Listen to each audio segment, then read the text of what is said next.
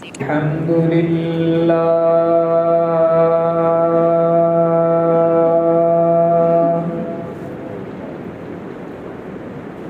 الحمد لله نحمده ونستعينه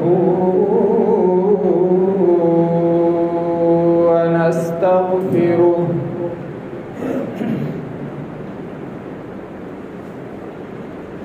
ونؤمن به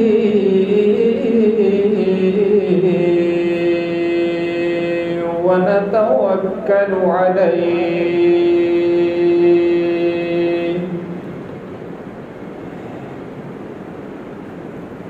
ونعوذ بالله من شرور أنفسنا ومن سيئات أعمالنا من يهده الله فلا مضل له ومن يضلله فلا هادي له ونشهد أن لا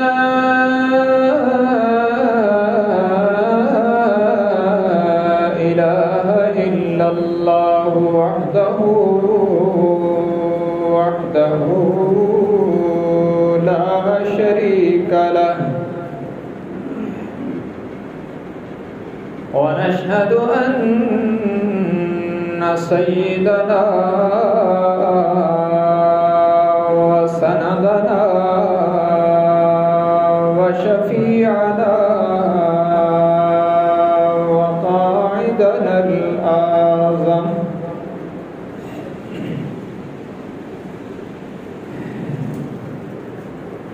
وهادينا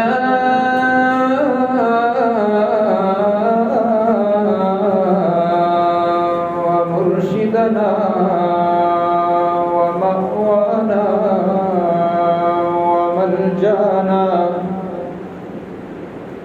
ومولانا محمدا عبده ورسوله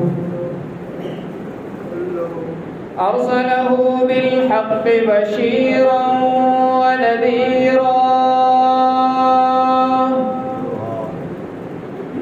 وداعيا إلى الله بإذنه وسراجا منيرا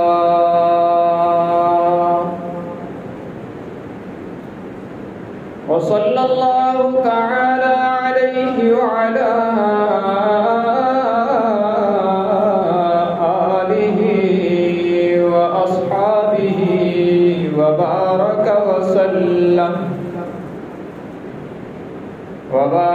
وسلم تسليما كثيرا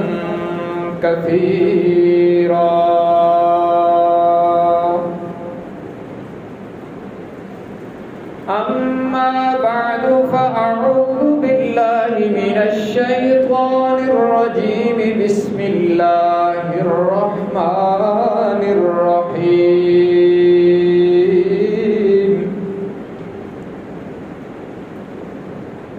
وإذ تأذن ربكم لئن شكرتم لأزيدنكم ولئن كفرتم إن عذابي لشديد وقال النبي صلى الله تبارك وتعالى عليه وسلم لم يشكر الناس من لم يشكر الله أو كما قال النبي صلى الله تبارك وتعالى عليه وسلم صدق الله وصدق رسوله النبي الأمي الهاشمي الأمين الكريم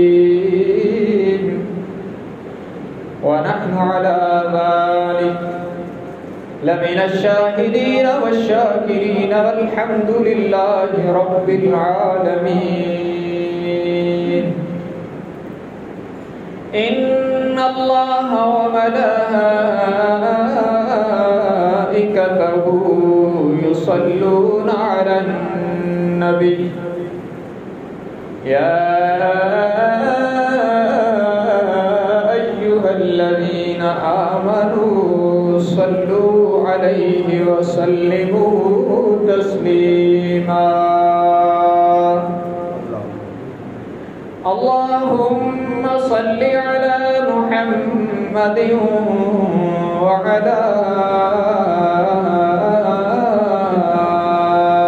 آل محمد كما صليت على إبراهيم وعلى آل إبراهيم إنك حميد مجيد. اللهم بارك على محمد وعلى آل محمد كما باركت على إبراهيم وعلى آل إبراهيم إنك حميد مجيد.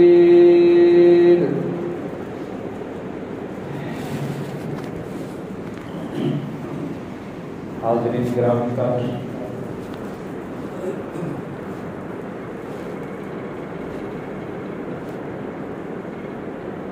آج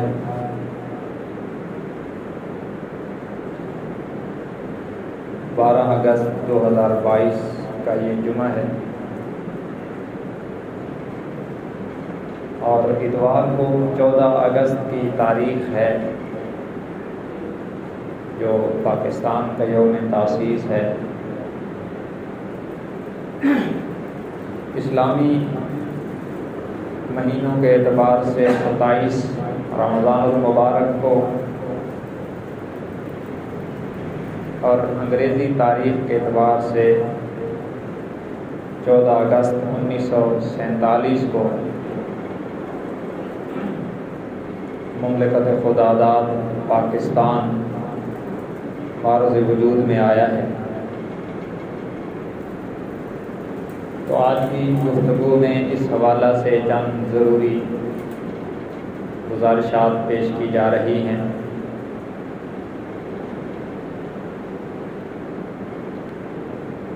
نمبر 1 یہ عرض کروں گا کہ پاکستان کی تمام اسلامی ممالک میں جو امتیازی حیثیت ہے اس کی وجوہات کیا ہیں. نمبر 2 قیام پاکستان میں اکابرین علماء دیوبند کا کردار کیا ہے. نمبر 3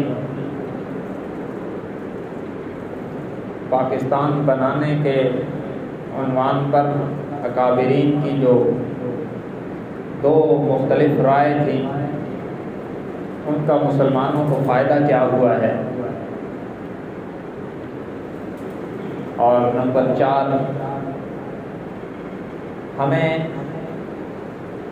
پاکستان بن جانے پر اظہار مسرت کیسے کرنا چاہیے، جس کو آج کے اصطلاح میں کہتے ہیں جشن آزادی، کیسے منانی چاہیے.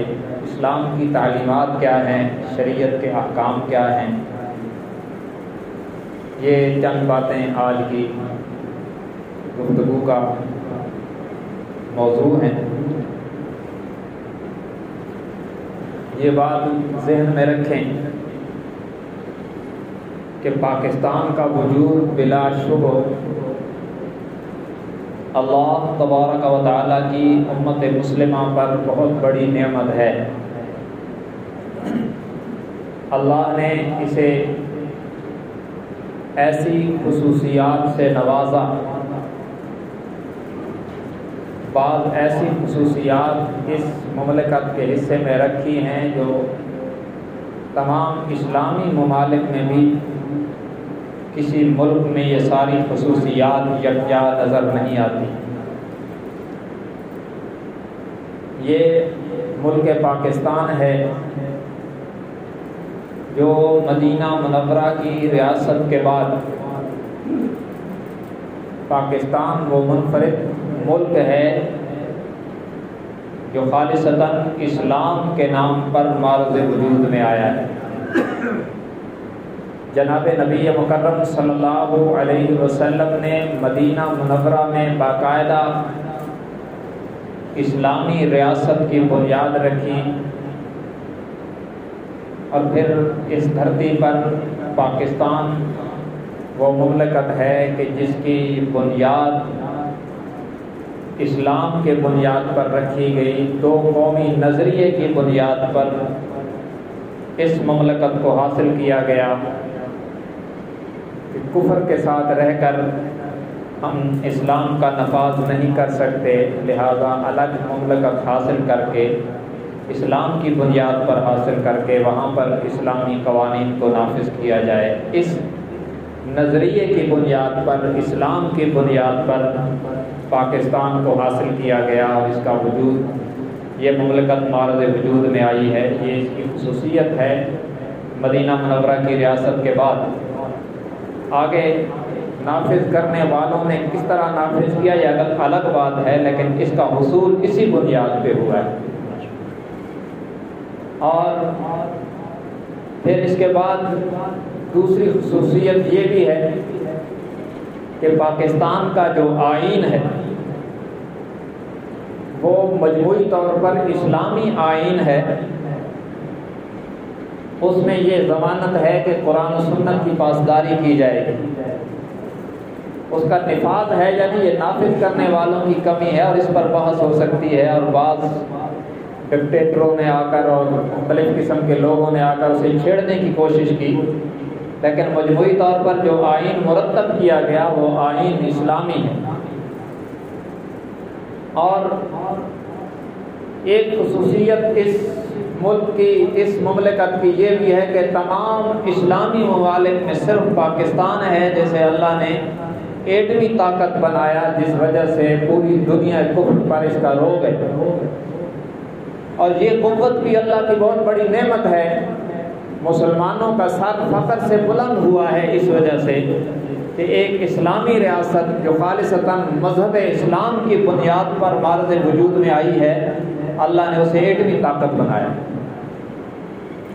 اور چوتھے نمبر پر اس ملک کی یہ بھی خصوصیت ہے کہ جب بھی کسی اسلامی ملک پر مشکل ٹائم آیا ہے تو ہمارے ملک نے اسے تعاون مہیا کیا، اور اس کی سوالیہ نظریں ادھر ہی اٹھی، اور ملک پاکستان سے وہ خوش نصیب لوگ اٹھے ہیں جنہوں نے ان کی فریاد پر لبیک کہا اور ان کا تعاون کیا، اور دوسرے ممالک کے دفاع کو بھی ناقابل تسخیر بنایا۔ سعودیہ جیسے ملک میں آج بھی ہمارے بہت سے آرمی کے لوگ تعینات ہیں جو اس ملک کی امانت اور اس ملک کی دفاع کا ذمہ اٹھائے ہوئے ہیں۔ تو یہ بھی ہماری خصوصیت ہے، اس ملک کا امتیاز ہے کہ یہاں سے افرادی قوت مہیا کی جاتی ہے دوسرے اسلامی ممالک کو بھی مشکل ٹائم میں، ان کا دفاع بھی یہ لوگ جا کے کرتے ہیں۔ یہاں تک کہ حرمین شریفین پر بھی مشکل وقت آیا تو اس ملک کی آرمی نے جا کر انہیں مشکل سے نجات دلائی ہے۔ یہ ملک پاکستان کا اعزاز ہے کہ خدمت حرمین کے لیے بھی اس کے لوگ قبول ہوتے ہیں۔ ہمیں اس پہ اللہ کا شکر ادا کرنا چاہیے۔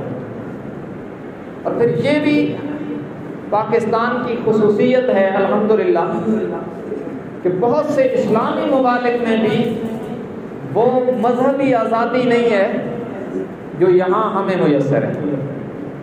بہت سے لوگ اس آزادی کو چھیڑنے کی اور ختم کرنے کی کوشش کرتے رہے، لیکن پوری طور پر الحمدللہ آج تک کوئی کامیاب نہیں ہوا، اور آئندہ بھی انشاءاللہ نہیں ہوگا۔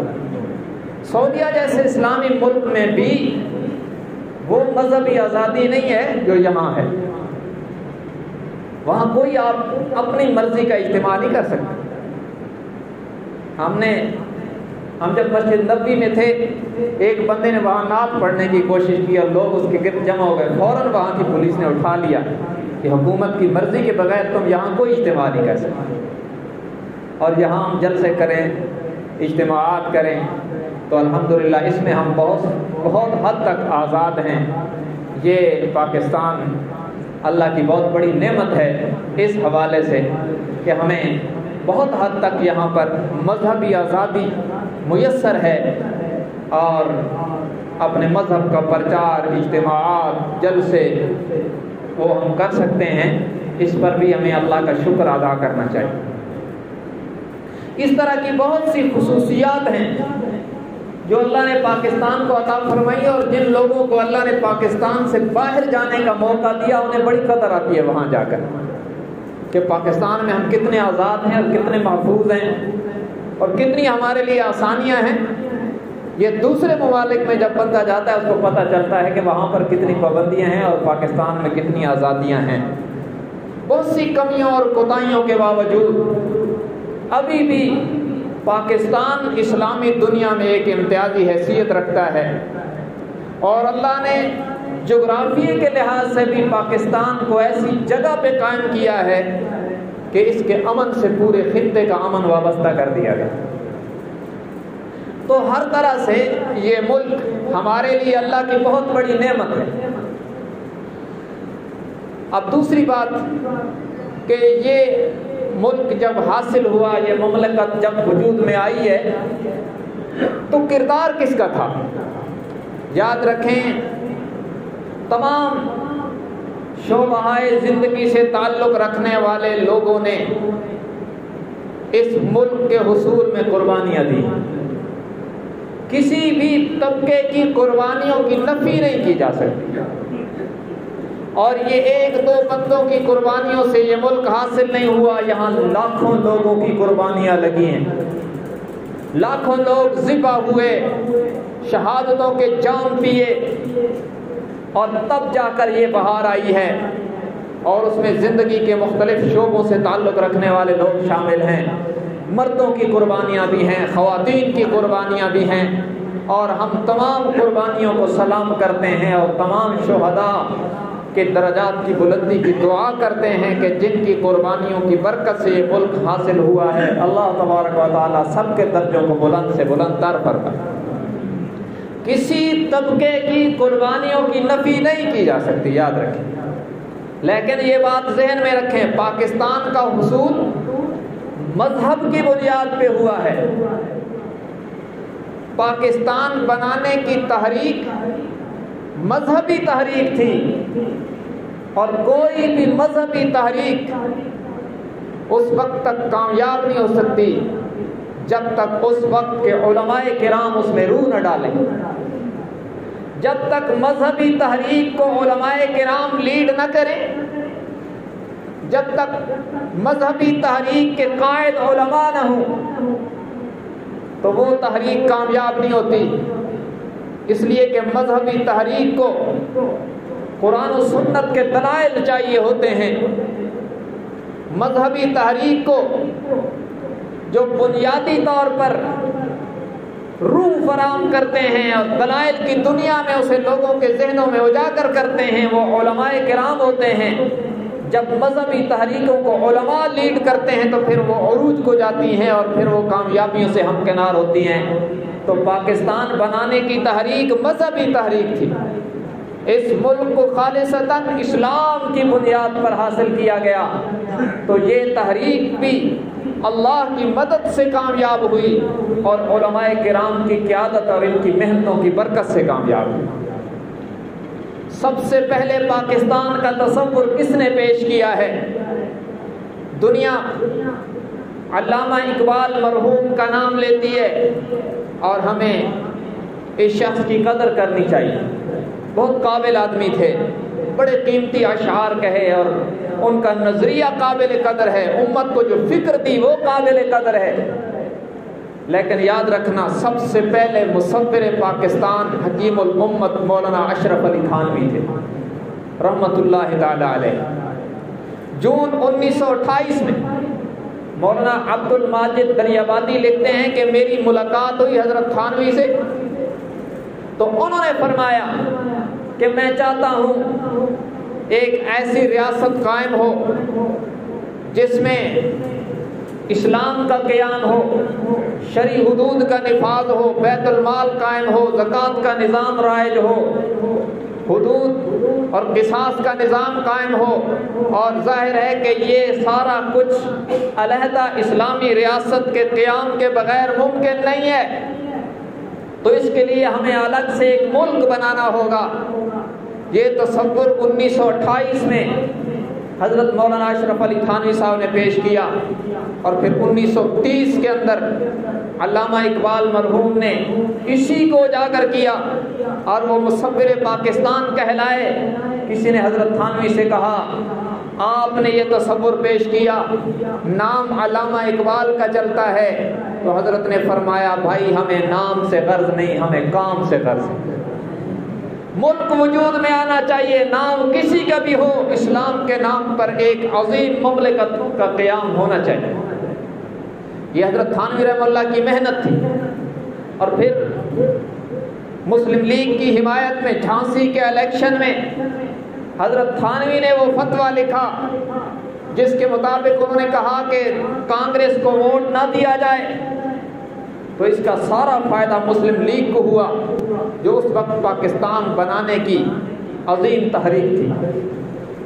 پھر مختلف مراحل میں حضرت تھانوی نے تحریراً تقریراً اس تحریک میں روح ڈالی، اور ان کے ساتھ ساتھ علامہ شبیر احمد عثمانی رحمۃ اللہ علیہ، مولانا ظفر احمد عثمانی رحمۃ اللہ علیہ، مفتی محمد شفیع عثمانی رحمۃ اللہ علیہ، یہ اپنے وقت کے مقتدر علماء کرام تھے جو اس وقت کے میدان سیاست کو لیڈ کرنے والے محمد علی جناح کو دلائل مہیا کرتے رہے، ان کا حوصلہ بڑھاتے رہے، اور ان کا ساتھ دینے کے لیے عوام کو تیار کرتے رہے، ان کے لیے راہیں ہموار کرتے رہے۔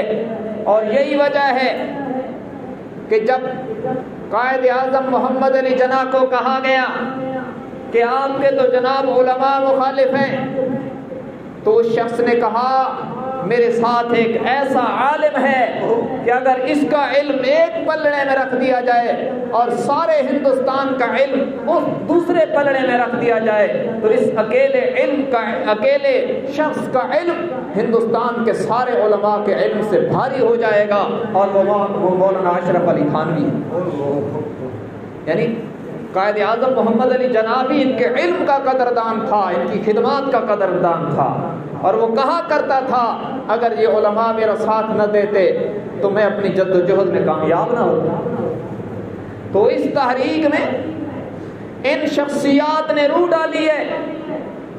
اور پھر جب سرحد اور سلہٹ کے ریفرنڈم کی بات آئی کہ پاکستان کے ساتھ کون ہوگا، ہندوستان کے ساتھ کون ہوگا، ریفرنڈم ہونا تھا، تو اس وقت مولانا شبیر احمد عثمانی اور مفتی شفیع عثمانی رحمۃ اللہ علیہ، ان علماء کرام نے عوام کو تیار کر کے راہیں ہموار کی، اور پاکستان کا جو نقشہ اس وقت کے علماء میں اس وقت کے علماء اور سیاسی زعماء کے ذہن میں تھا، یہ ان علماء کی محنتوں کے نتیجے میں معرض وجود میں آیا۔ اگر یہ علماء محنت نہ کرتے تو پاکستان کا نقشہ یہ نہ ہوتا۔ تو یہ ان حضرات کی محنت تھی جس کی برکت سے یہ عظیم مملکت وجود میں آئی ہے۔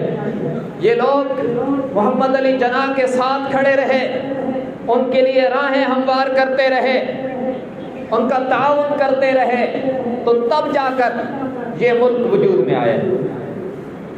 اور قائد اعظم نے ان کی خدمات کا اعتراف بھی کیا۔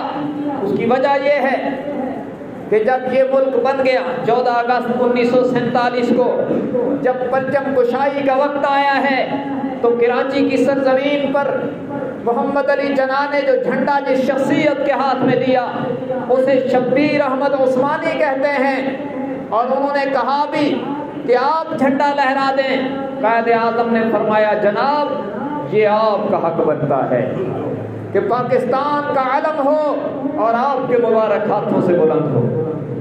اور یہ کراچی میں جھنڈا مولانا شبیر احمد عثمانی نے لہرایا، اور ڈھاکہ بنگلہ دیش جو اس وقت پاکستان کا حصہ تھا وہاں پر جھنڈا مولانا ظفر احمد عثمانی نے لہرایا. دونوں جگہوں پر پاکستان کا پرچم علماء کے ہاتھ میں دے کر ان کی خدمات کا اعتراف کیا. اور پھر یہ بھی اعتراف ہے کہ قائد اعظم نے جب دیکھا کہ میرا دنیا سے جانے کا وقت قریب آ گیا تو اس نے وصیت کی کہ میرے مر جانے کے بعد میرا جنازہ شبیر احمد عثمانی پڑھائے. یہ بھی اعتراف تھا خدمات کا. اور یہ اس بات کی دلیل ہے کہ اس شخص کے نظریات پہلے جیسے بھی ہوں، موت سے پہلے شبیر احمد عثمانی سے متاثر ہو کر، ان کے نظریات سے متاثر ہو کر دنیا سے گیا ہے. اگر وہ نظریات میں ان کا حامی نہ ہوتا تو ان کو نماز جنازہ پڑھانے کی وصیت نہ کر کے جاتا. تو یہ ان علماء کی خدمات ہیں. اور پاکستان بن جانے کے بعد بھی قرارداد مقاصد جب پیش ہوئی اور وہاں بھی علماء کرام کی خدمات ہیں. 74 کے آئین کے مرتب ہونے میں بھی علماء کرام کی خدمات ہیں. ایک لمبی تفصیل ہے، لیکن میں تیسری بات عرض کرتا ہوں. بعض حلقوں کی طرف سے پراپیگنڈا کیا جاتا ہے کہ جناب یہ تو پاکستان بنانے کے مخالف تھے. یاد رکھیں جب پاکستان بنانے کا مسئلہ چل رہا تھا ہمارے اکابر کی 2 رائے تھی، اس میں کوئی دوسری بات نہیں. حضرت مولانا شبیر احمد عثمانی، مولانا اشرف علی تھانوی، مفتی محمد شفیع عثمانی، مولانا ظفر احمد عثمانی اور ان کے رفقا، یہ حضرات پاکستان بنانے کے حامی تھے. اور دوسری طرف مولانا حسین احمد مدنی اور سید عطا اللہ شاہ صاحب بخاری اور اسی طرح ابوالکلام آزاد جیسے لوگ یہ رائے کا اختلاف کرتے تھے. ان کا نظریہ یہ تھا کہ ہم ہندوؤں کے ساتھ مل کر چلیں اور پورے ہندوستان اور پورے بر صغیر کو نظر میں رکھیں اور پورے بر صغیر پر اسلام نافذ کریں، اور جو 1000 سال تک خلافت عثمانیہ کی صورت میں ہماری حکومت چلتی رہی اس کو دوبارہ بحال کریں. ان کا نظریہ یہ تھا کہ آپ لوگ پاکستان بنانے کے جو کوشش کر رہے ہیں آپ پاکستان بنا لیں گے، لیکن پاکستان میں عملی طور پر اسلام نافذ نہیں کر سکیں گے. ان حضرات کا یہ رائے کا اختلاف تھا اور وہ ایسا ہی ہے. لیکن یہ رائے کا اختلاف اخلاص پر مبنی تھا، ضد پر مبنی نہیں تھا، مخالفت پر مبنی نہیں تھا، دلیل کا اختلاف تھا. اور جب پاکستان بن گیا تو ان حضرات نے بھی پھر پاکستان کی تائید کی ہے. مولانا حسین احمد مدنی رحمہ اللہ کے مکتوبات میں ہے، انہوں نے مولانا احمد علی لاہوری کو خط لکھا جس میں انہوں نے لکھا کہ پاکستان کی حیثیت ایک مسجد کی ہے. مسجد بنانے سے پہلے تو اختلاف ہو سکتا ہے کہ یہاں بنائی جائے یا وہاں بنائی جائے، لیکن جب بن جاتی ہے تو اس کے چپے چپے کی حفاظت مسلمانوں پہ فرض ہو جاتی ہے. پاکستان بنانے سے پہلے ہمارا اختلاف تھا، لیکن جب پاکستان بن گیا تو اب اس کے چپے چپے کی حفاظت مسلمانوں پر فرض ہے. تو وہ جو نظریہ تھا پاکستان بن جانے کے بعد انہوں نے پاکستان کی حمایت کر کے اس کے استحکام کی کوششیں کر کے وہ رائے کا اختلاف بھی چھوڑ دی. اسی طرح مولانا سید عطا اللہ شاہ صاحب بخاری رحمہ اللہ بھی پہلے رائے کا اختلاف کرتے تھے، لیکن جب پاکستان بن گیا تو فرمایا واللہ پاکستان کے ایک ایک چپے کی حفاظت ہمارے اوپر فرض ہے. اللہ کی قسم اٹھا کے فرمایا. اور جب انڈیا نے کشمیر پر یلغار کی اور مولانا شبیر احمد عثمانی نے کشمیر کے مسلمانوں کی حمایت میں جہاد کا فتویٰ جاری کیا تو مولانا سید عطا اللہ شاہ صاحب بخاری نے لاہور میں دفاع پاکستان کانفرنس منعقد کر کے مسلمانوں سے کہا کہ اب پاکستان کے ایک ایک انچ کی حفاظت ہم سب کا فرض بنتا ہے. اور پھر امیر شریعت سید عطا اللہ شاہ صاحب بخاری انڈیا کو چھوڑ کر پاکستان میں آئے اور آج بھی ان کی قبر ملتان میں موجود ہے جو ان کی پاکستان سے محبت کا منہ بولتا ثبوت ہے. تو ان علماء کو جو رائے کا اختلاف تھا وہ بھی نیک نیتی پر مبنی تھا اور پاکستان بن جانے کے بعد انہوں نے وہ اختلاف ختم کر دیا. لیکن یاد رکھنا اس اختلاف کا مسلمانوں کو فائدہ ہوا ہے۔ جو علماء کرام نے رائے کا اختلاف کیا تھا اس کی وجہ سے مسلمانوں کو فائدہ ہوا ہے۔ اگر تمام علماء کرام پاکستان بن جانے کے حق میں ہوتے اور انڈیا کو چھوڑنے کے حق میں ہوتے تو پھر پاکستان بن جانے کے بعد اس طرف کوئی بھی مسلمان نہ رہ سکتا۔ ان علماء نے جو رائے کا اختلاف کیا انہوں نے مسلمانوں کو ہندوستان میں رہنے کا جواز فراہم کیا ہے۔ آج بھی مکہ اور مدینہ کے بعد جس اسلامی آزاد دینی یونیورسٹی سے ہماری عقیدت وابستہ ہے وہ دارالعلوم دیوبند ہے اور وہ انڈیا میں قائم ہے۔ تو یہ علماء کرام کا جو رائے کا اختلاف تھا اس کا وہاں کے مسلمانوں کو اور وہاں کی دینی حلقوں کو فائدہ ہوا ہے۔ پاکستان بھی بن گیا اور وہاں کے مسلمانوں کا دفاع بھی رہا ہے۔ تو اس کی یہ حیثیت ہے۔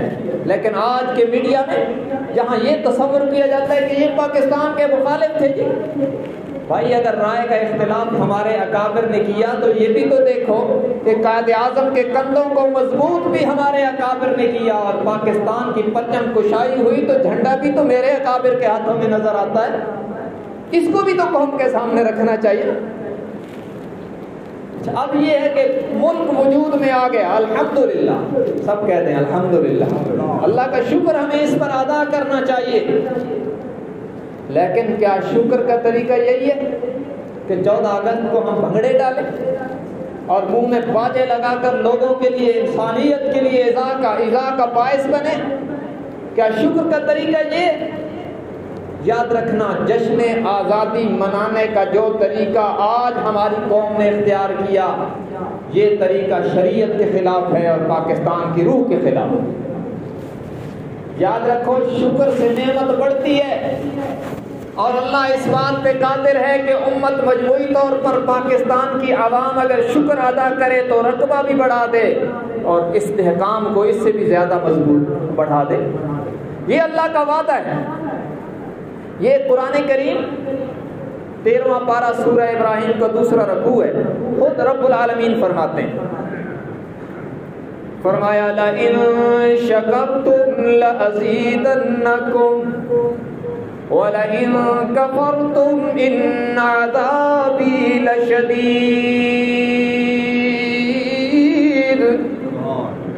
اگر تم شکر کرو گے، رب العالمین فرماتے ہیں اگر تم میری نعمتوں پر میرا شکر ادا کرو گے لَأَزِيدَنَّكُمْ تو ضرور بر ضرور پکی بات ہے میں تم پر اپنی نعمتیں بڑھا دوں گا۔ پاکستان اللہ کی عظیم نعمت ہے، اللہ کا بہت بڑا کرم ہے، اس پر شکر ادا کیا جائے گا۔ اللہ رقبے کو بھی بڑھانے پر قادر ہے، اس کا استحکام بھی پہلے سے زیادہ ہو جائے گا، اس میں امن زیادہ ہوگا، اللہ اسے ترقیوں سے نوازیں گے۔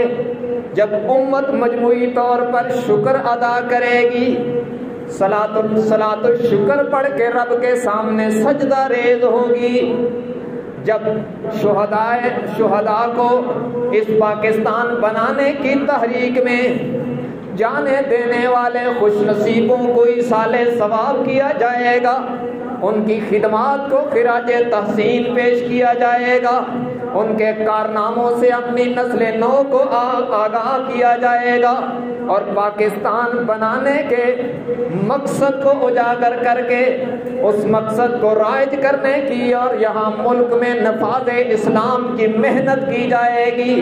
یہ شکر کی ساری شکلیں ہیں۔ فرمایا لَإِن شَكَرْتُمْ لَأَزِيدَنَّكُمْ، پھر رب کا وعدہ ہے جب تم شکر کرو گے نعمت یقیناً بڑھ جائے گی۔ تو ہمیں اس پر اپنے اپنے درجے میں اللہ کا شکر ادا کرنا چاہیے کہ اللہ نے ہمیں پاکستان کی صورت میں بڑی عظیم نعمت عطا فرمائی۔ وَلَئِن كَفَرْتُمْ إِنَّ عَذَابِي لَشَدِيدٌ، اور اگر ناقدری کرو گے تو پھر خطرہ بھی ہے۔ تو اس لیے جو امت ہماری قوم پاکستانی قوم مجموعی طور پر جو انداز اختیار کیے ہوئے ہے یہ خطرے کی گھنٹی ہے، اور یہی وجہ ہے کہ آئے دن ہم جو معاشی طور پر بدحال ہو رہے ہیں، اس میں بہت بڑا کردار ہماری ان بدعمالیوں کا بھی ہے.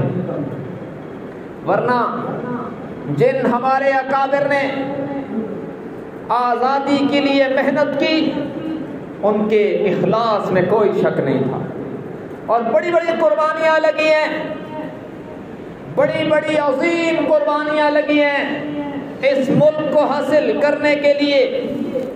ہمارے اکابر کی اور مسلمانوں کی، مردوں کی، عورتوں کی بڑی عظیم قربانیوں کے بعد یہ پاکستان وجود میں آیا. انہوں نے پہلے قربانی دی ہندوستان سے انگریز کو بھگانے کے لیے، اور پھر قربانی دی ہندوؤں سے مسلمانوں کو الگ کرنے کے لیے.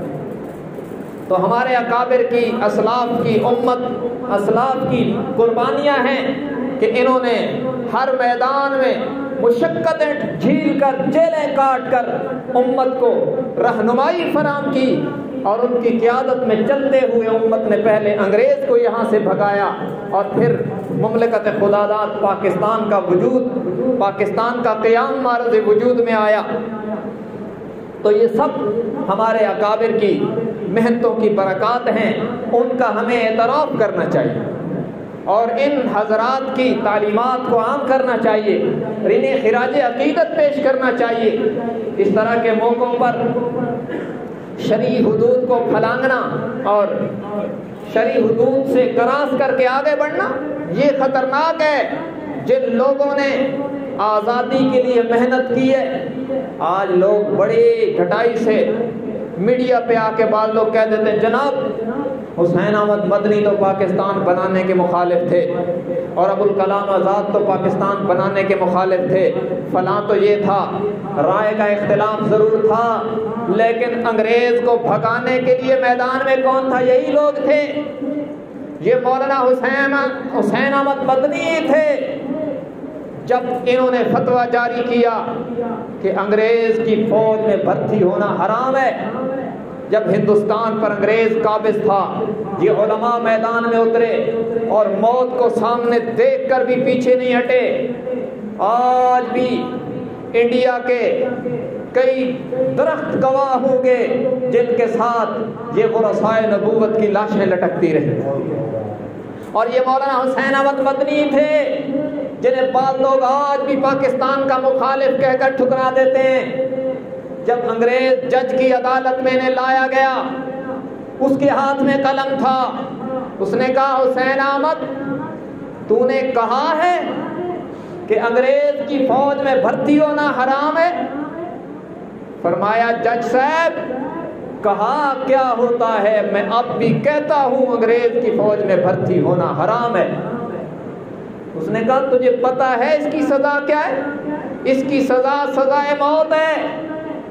تو آپ نے سفید چادر پھیلا کے فرمایا اگر اس کی سزا موت ہے تو حسین احمد کفن ساتھ لے کے آیا، تختہ دار پہ لٹک جاؤں گا لیکن موقف سے پیچھے نہیں ہٹوں. یہ ان کی قربانیوں کے نتیجے میں انگریز بھاگا ہے، اس لیے ان کے رائے کے اختلاف کو غداری سے تعبیر نہ کیا جائے.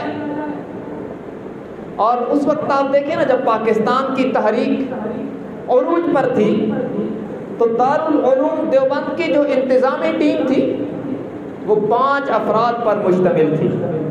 دارالعلوم دیوبند کے جو بڑے بڑے عہدے تھے وہ 5 تھے.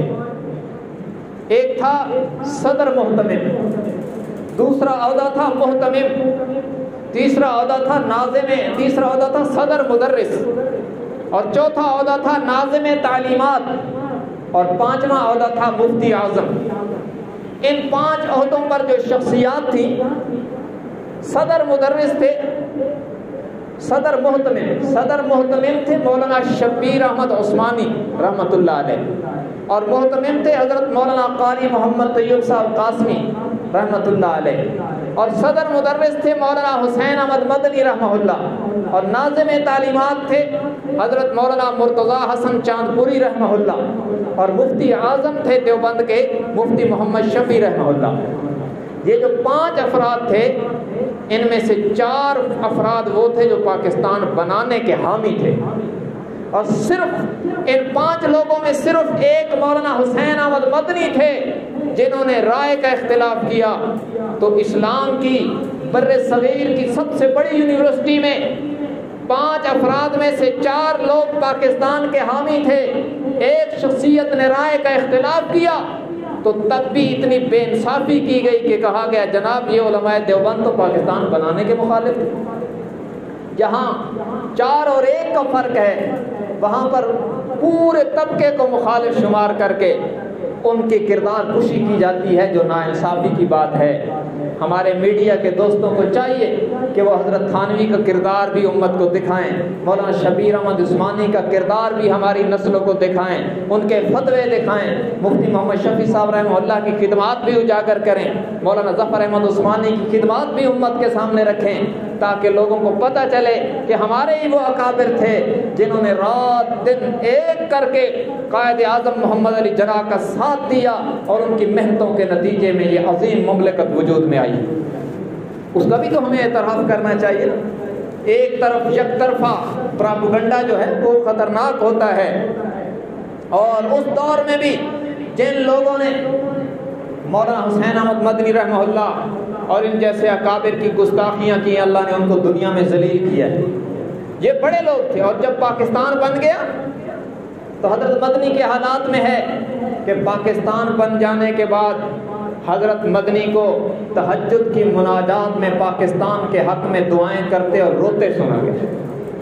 تو جن لوگوں میں اتنا اخلاص تھا، ان کے رائے کے اختلاف کو بہانہ نہ بنایا جائے، انصاف کے ساتھ بات کی جائے، اور ہم اپنا جائزہ بھی لیں کہ پاکستان بن جانے کے بعد ہم نے اسلام کے نفاذ کی کتنی محنت کی۔ یاد رکھنا، جن علماء کرام نے اس وقت پاکستان بنانے کی محنت کی ہے، وہ آج بھی اس میں اسلام کے نفاذ کی محنت کر رہے ہیں۔ یہ ہماری تبلیغ جماعت نفاذ اسلام کی محنت ہے، ہماری جہادی تنظیمیں نفاذ اسلام کی محنت ہیں، ہمارے دینی مدارس نفاذ اسلام کی محنت ہے، ہمارے ممبر و محراب پر بولتے ہوئے علماء نفاذ اسلام کی محنت ہے، ہماری جمعیت علماء اسلام نفاذ اسلام کی محنت ہے، دیگر تنظیمیں، مکاتب، مدارس، خانقاہیں، یہ سب اسلام کی محنت کر رہے ہیں۔ جو لوگ آج ان علماء کرام کے خلاف میڈیا پہ بیٹھ کر پروپیگنڈا کرتے ہیں، وہ اسلام کے نفاذ میں کتنی محنت کر رہے ہیں۔ اور یہ بات ذہن میں رکھو نظریاتی طور پر کہ جب پاکستان بنا تو اب سرحدیں 2 تھیں، ایک ہے ہماری نظریاتی سرحدیں، ایک ہے ہماری جغرافیائی سرحدیں۔ نظریاتی سرحدوں کے محافظ علماء ہیں، اور جغرافیہ کے لحاظ سے جو سرحدیں ہیں ان کے محافظ ہماری فورسز کے لوگ ہیں، پاکستان آرمی کے لوگ ہیں، نیوی کے لوگ ہیں، ایئر فورس کے لوگ ہیں۔ یہ تمام طبقات ہماری جغرافیائی سرحدوں کے محافظ ہیں، ہمیں ان کی بھی قدر کرنی چاہیے، ان کی خدمات کو، قربانیوں کو بھی خراج عقیدت پیش کرنا چاہیے، ان کے شہداء کو بھی خراج تحسین پیش کرنا چاہیے، ان کی کردار کشی بھی غداری کے زمرے میں آئے گی۔ لیکن میں کیا یہ عرض کرنے میں حق بجانب نہیں ہوں کہ 2 سرحدوں کا ذمہ لیا، نظریاتی سرحدوں کا ذمہ ہم نے لیا، منبر و محراب نے لیا، مسجد و مدرسے نے لیا ہے، خانقاہ نے لیا ہے، علماء نے لیا ہے، طلباء نے لیا ہے، قراء نے لیا ہے، اور جغرافیائی سرحدوں کی حفاظت کا ذمہ ہماری فورسز نے لیا ہے۔ تاریخ نے دیکھا ہے، میں ان کی قربانیوں کی تنقید نہیں کرتا، حقیقت سے پردہ اٹھا رہا ہوں۔ ایسا تو ہوا کہ ہماری جغرافیائی سرحدوں کا دفاع کرتے ہوئے ہماری فورسز نے 71 میں شکست کھا لی ہے، لیکن چشم فلک نے ایسا کبھی نہیں دیکھا کہ ہماری نظریاتی محافظین نے کبھی کفر سے دلائل کی دنیا میں شکست کھائی۔ کبھی آپ نہیں دیکھیں گے، انشاءاللہ کبھی دیکھیں گے بھی نہیں کہ کبھی امت مسلمہ نے قادیانیوں سے شکست کھائی ہو۔ ایسا نہ ہوا ہے، نہ ہوگا انشاءاللہ۔ یہ نظریاتی سرحدوں پر پہرا دے رہے ہیں اور دیتے رہیں گے انشاءاللہ۔ اور جو جغرافیائی سرحدوں پر پہرا دے رہے ہیں ہم ان کو بھی سلام کرتے ہیں، لیکن کہیں نہ کہیں وہاں شکست نظر آئے گی، لیکن اس طبقے کے مقدر میں ابھی تک آپ کو تاریخ میں کوئی شکست نظر نہیں آئے گی۔ یہ کھڑے ہیں میدان میں، ختم نبوت کا مسئلہ آیا، انہوں نے ہزاروں افراد کی قربانیاں دے کر ایک وقت آیا ہے کہ قادیانیت کو غیر مسلم اقلیت قرار دے کر ملک کی اس نظریاتی سرحد کو محفوظ کر دی۔ اور میں اگر یہ عرض کروں تو بالکل غلط نہ ہوگا کہ بس آخری بات، جب 1989 میں ایران میں خمینی انقلاب آیا تو اس کے اثرات پاکستان میں بھی آنے لگے تھے، اور یہاں پر خطرہ محسوس کیا جانے لگا تھا کہ یہ انقلاب پاکستان کی طرف بڑھے گا۔ یہ جنگ کی سرزمین سے ایک عالم بھی اٹھا تھا جس کے درد و گزار کے نتیجے میں پاکستان کا یہ نظریاتی فورم ناقابل تسخیر بنا، اور ایرانی انقلاب ایران تک محدود ہونے پر مجبور ہو گیا، اور اس محاذ پر بھی نظریاتی سرحد کا پیرا منبر و محراب نے دیا ہے، مسجد و مدرسے کے فضلاء علماء اور طلباء نے دیا ہے۔ تو یہ ہماری محنت ہے الحمدللہ، اور ہمیں کرنی چاہیے، کسی پر احسان نہیں، ہمارا فرض ہے، اور انشاءاللہ ہم کرتے رہیں گے۔ آپ سے بس اتنی گزارش ہے کہ 14 اگست کے موقع پر ایک تو 2 رکعت صلاۃ الشکر پڑھ کے اللہ کا شکر بھی ادا کریں، اور بلا تخصیص دن شہدائے کرام کو اور جتنے لوگوں نے اس میں محنت کی، ملک بنانے میں دنیا سے چلے گئے، ان کو ایصال ثواب کریں، ان کی مغفرت کی دعائیں کریں، اور ملک کے استحکام کی دعائیں کریں، اور جو لوگ نظریاتی یا جغرافیائی سرحدوں پر آج بھی پہرا دے رہے ہیں ان کی سلامتی کے لیے، ان کی استقامت کے لیے اللہ سے دعائیں مانگیں، اور ان کے کردار کو دنیا کے سامنے اجاگر کریں۔ کسی بھی طبقے کی کردار کشی کا حصہ نہ بنیں، چاہے وہ نظریاتی سرحدوں کے محافظ ہوں یا جغرافیائی سرحدوں کے محافظ ہوں، کسی بھی طبقے کی کردار کشی کا حصہ کبھی نہ بنے۔ اگر کوئی کردار کشی کرتا ہے اسے روک نہیں سکتے تو اس کا تعاون کبھی نہ کریں۔ اللہ تبارک و تعالی ہمارے اس ملک کو پہلے سے زیادہ مضبوط فرمائے، اور اس کی طرف اٹھنے والی ہر میلی آنکھ کو خود رب العالمین اس سے کافی ہو جائے، اور ہمارے ملک کا استحکام اور ہمارے ملک کے چپے چپے کی اللہ تبارک و تعالی حفاظت فرمائیں۔ وآخر دعوانا ان الحمدللہ رب العالمین۔